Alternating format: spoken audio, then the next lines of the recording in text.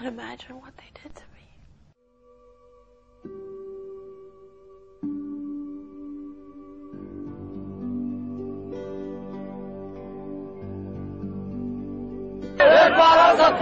This is what these people have been waiting for. They came here day after day. This is about freedom. She reported without a hint of trouble for more than an hour. And what happened then? Our camera battery went down. And we had to stop for a moment, and suddenly Baha looks at me and says, "We've got to get out of here." Baha is not happy here? He's Egyptian, he speaks Arabic, and he can hear what the crowd is saying.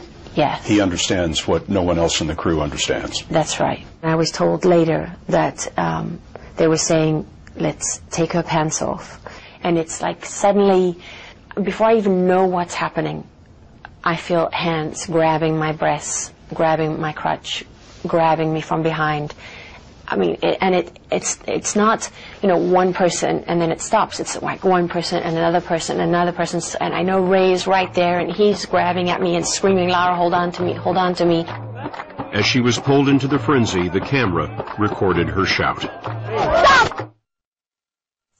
And I'm screaming, thinking, if I scream, if they know, they're going to stop.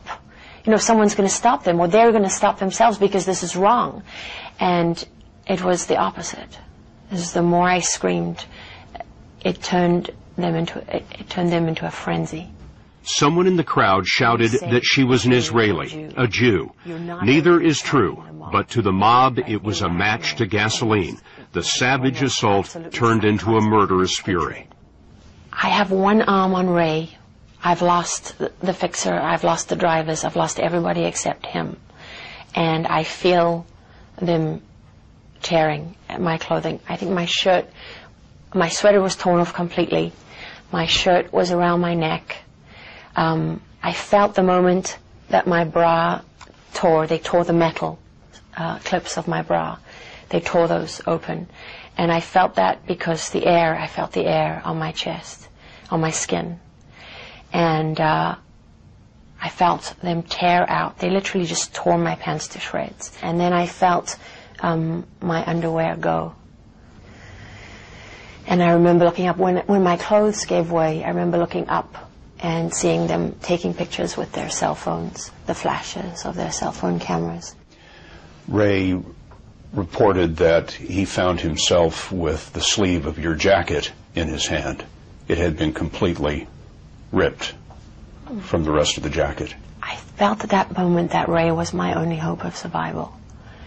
He was looking at me and I could see his face, and we had a sea of people between us, obviously tearing at both of us, beating us. I didn't even know that they were beating me with flagpoles and sticks and things, because I couldn't even feel that, because I think of the sexual assault was all I could feel, was their hands raping me over and over and over again. Raping you with their hands? Yeah. Non-stop? No, from the front, from the back. And I didn't know if I could hold on to Ray. I'm holding on to him. I didn't want to let go of him. I thought I was going to die if I lost hold of him. But in that moment, Ray, a former Special Forces soldier, was torn away. When I lost Ray, I thought that was the end. It was like all the adrenaline left my body. Because I knew in his face, when he lost me, he thought I was going to die. They were tearing my body in every direction at this point, tearing my muscles. And they were trying to tear off chunks of my scalp.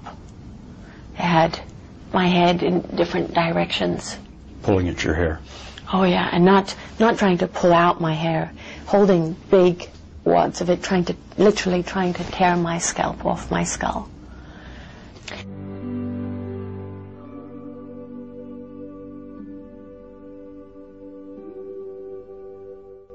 ودي الحقيقة لا مش ضربه بس، ده حصل في بعض الحالات الأخرى. في حالة شهيرة لصحفية أمريكية لارا لوجن.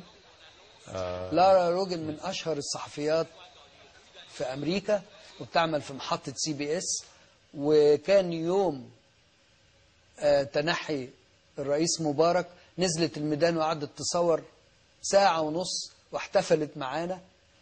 وأنا عايز أقول لك إنها أم لطفلين أكبرهم عنده 7 سنين، وهي راجعة من الميدان بعد ما طلعت الناس ياهم اللي انت عارفهم بتوع معركة الجمال، والناس دول اللي كانوا بيمشوا يضربوا كل الناس، التفوا حواليها وللأسف الشديد انتهكوها جنسيا واعتدوا عليها، واستمر الاعتداء حوالي 20 ساعة كاملة لغاية ما أنقذها الجيش بين الحياة والموت.